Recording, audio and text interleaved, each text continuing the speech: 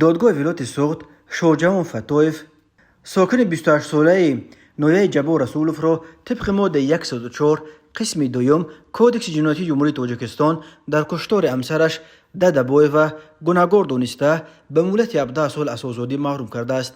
در این باره از پلیس روز 15 سپتامبر سال 2023 خبر داد. در حکم دادگاه گفته می شود که شوجهان فتویف و همسرش ددبایو 4 سال پیش یعنی سال 2019 عقد نکاح بسته بودند.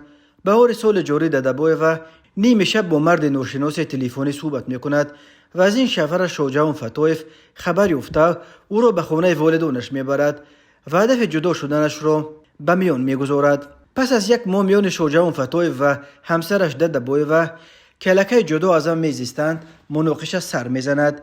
در جریان مناقشه فتویف با کارد خوجگی چند مرتبه به بدن همسرش میزند و او را میکشد. این یگانه مورد کشتار همسر از جانب شوهر در ولایت سوق نیست. قبلا نیز چندین باره خبرها رسانه‌ای شده بود.